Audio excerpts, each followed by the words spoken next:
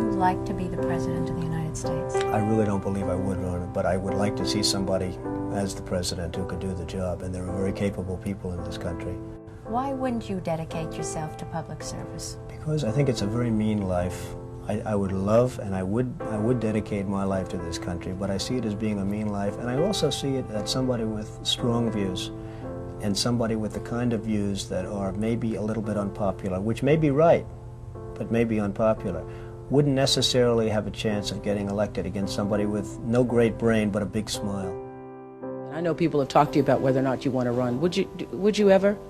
Probably not, but I do get tired of seeing the country ripped off. Why would you not? I just don't think I really have the inclination to do it. I love what I'm doing. I really like it. Also, it doesn't pay as well. No, it doesn't. But, you know, I just probably wouldn't do it, Oprah. But I do get tired of seeing what's happening with this country. And if it got so bad, I would never want to rule it out totally, because I really am tired of seeing what's happening with this country, how we're really making other people live like kings, and we're not. I think people, I don't know how your audience feels, but I think people are tired of seeing the United States ripped off. And I can't promise you everything, but I can tell you one thing: this country would make one hell of a lot of money from those people that for 25 years have taken advantage. It wouldn't be the way it's been, believe me.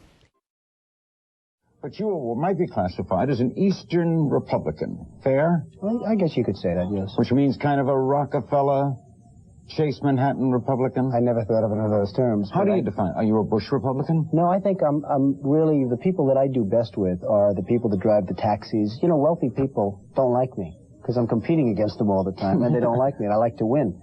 The fact is, I go down the streets of New York, and the people that really like me are the taxi drivers and the workers, et cetera, et cetera. I mean, I really get a great response. Why are you a Republican? I have no idea. I mean, I am a Republican because I just believe in certain principles of the Republican Party. You have flirted with the idea of politics. Now you're here at your first national convention. Does that get you interested in possibly making the plunge? Now you have to tell me something. Who told you I flirted? Well, I didn't know that I flirted with. Well, you took out full-page ads in the New York Times to talk about your foreign policy. Some people would say... I do feel very strongly about the country. I love the country. I know from a common-sense financial standpoint that something has to burst.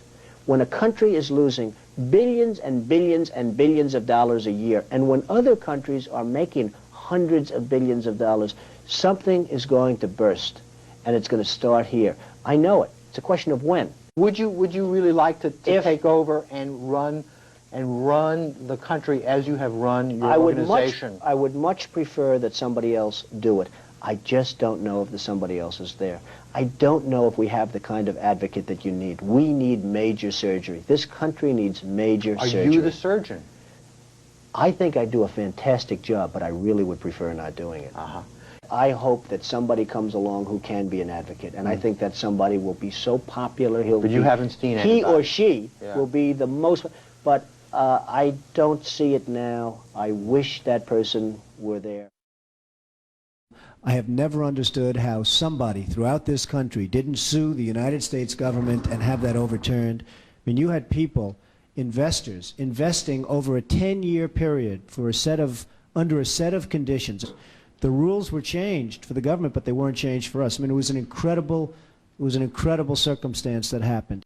They changed the rules on taxes. I mean, you have some incredible situations where people guaranteed personally a stream of payments to be paid over a 10-year period based on a stream of tax benefits for perhaps a very good job, like a low-income housing development. Nothing wrong with that, a very positive thing. And after 2 years, they got wiped out with the taxes, and yet they still owed all of this money. And many of these people, most of these people, had to declare bankruptcy. They couldn't pay it. Well, I just hate what's happened to this country. We've gone to a country that's no longer respected. We're in a war that we should have never, and by the way, I'm worse than any hawk there is in terms of military and in terms of defending ourselves. But Saddam Hussein didn't knock down the World Trade Center. He had nothing to do with it. And there were no weapons of mass destruction. You know, nobody talks about the soldiers that are coming back with no arms and no legs. And I saw at Mar-a-Lago on Mondays, I make Mar-a-Lago my club that you know about. In Palm Beach. I make that twice now. On a Monday, I let returning Iraqi injured soldiers come to the premises. The most beautiful people I've ever seen. But they're missing arms and legs. They're with their wives. Sometimes they're with their girlfriends. And the tears are coming down the faces of these people. The head of 3M said that President Obama is anti-business. Do you get the same feeling that he does? I don't see him necessarily as anti-business. I think that he hasn't dealt with the people that you've dealt with and that I've dealt with. I deal with China, as an example, a lot. It is never easy. I just think it's ridiculous that we allow them to do what they're doing to this country with the manipulation of the currency that you write about and all of the other things that they do. And frankly, if I were them and if I could get away with it, I take my hat off to them, frankly. They do get away with it. The good news, Steve, our product is much better, but with the manipulation of their currency, it's very, very, very hard for our companies to compete. Any politician, do you think, has the pulse? Anyone running for president has the pulse of what you know about the economy? Well, the biggest problem is something I never hear about. I told you about it once. Every time they lower interest rates, the cartel, because I call it a cartel, right, the illegal monopoly, raises oil prices, okay? So what happens is every time interest rates go down, oil prices go up, and it's the same number. I mean, practically the same money. Right. So they lower it, they raise it. They lower it, they raise it. Now you have oil that's close to 100, going to be over 100, and nobody in this country calls and says, get that damn oil price down. You get it down. But I have to tell you that our country is in serious, serious trouble. We owe $17 trillion. We have deficits that nobody can even comprehend. China, which I've been talking about for the last 5 years, they just devalued their currency. And the reason they did it, and everybody was surprised by it, was because our leadership is so weak and so pathetic that they can get away with it. And believe me, they're taking our jobs, and they're taking them big league. You look at other countries, they're all doing the same thing. They have no respect for our leader, and frankly, they have no respect any longer for our great country. And it's so simple to solve. What we need is a strong economy. What we need is jobs. Now you look at what's going on with Afghanistan.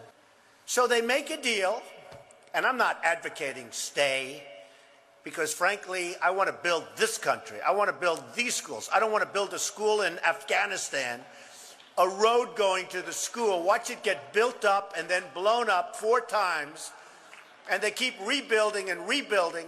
And you go to Brooklyn, New York, and you can't have schools. You go to Iowa, you can't. You go to wherever you go, and you can't have schools.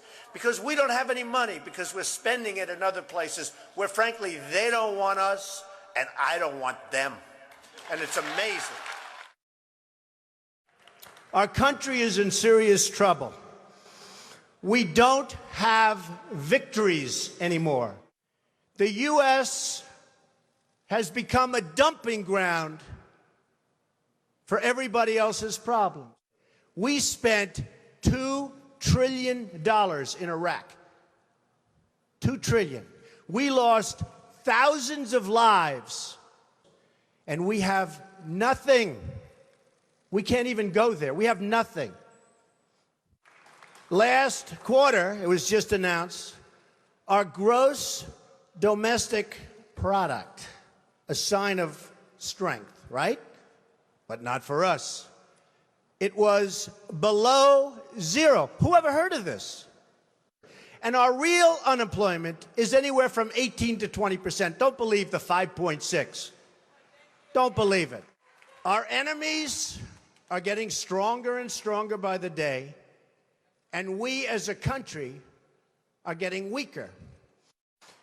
We have a disaster called the big lie, Obamacare. Yesterday it came out that costs are going for people up 29, 39, 49, and even 55%.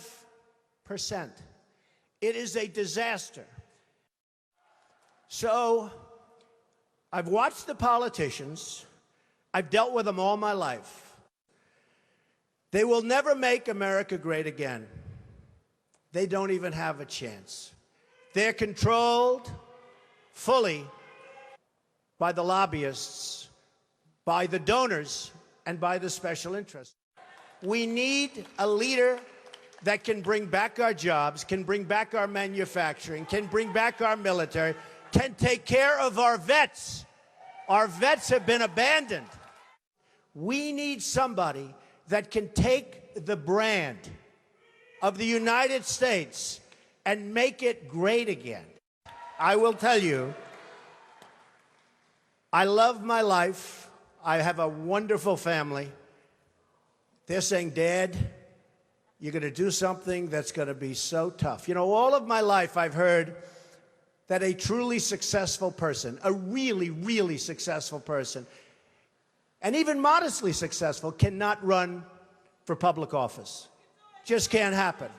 And yet that's the kind of mindset that you need to make this country great again. So, ladies and gentlemen, I am officially running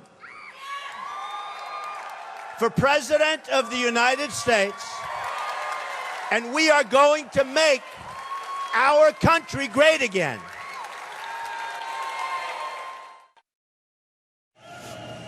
Friends, delegates, and fellow Americans, I humbly and gratefully accept your nomination for the presidency of the United States.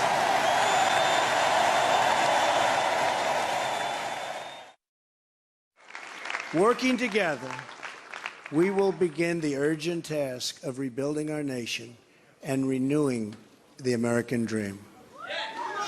I've spent my entire life in business looking at the untapped potential in projects and in people all over the world. That is now what I want to do for our country. We're going to get to work immediately for the American people. Again, it's my honor. It was an amazing evening. It's been an amazing 2-year period. And I love this country. Thank you. Thank you very much. January 20th, 2017 will be remembered as the day the people became the rulers of this nation again.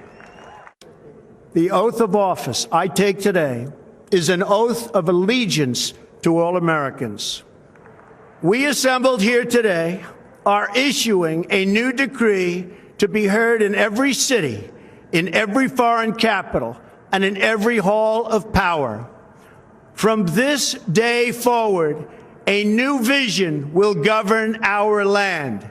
From this day forward, it's going to be only America first. America first.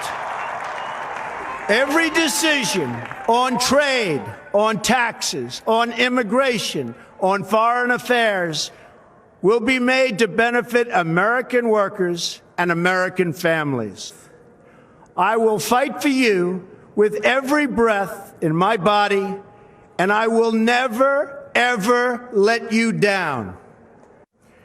Together, we will make America strong again. We will make America wealthy again. We will make America proud again. We will make America safe again. And yes, together, we will make America great again.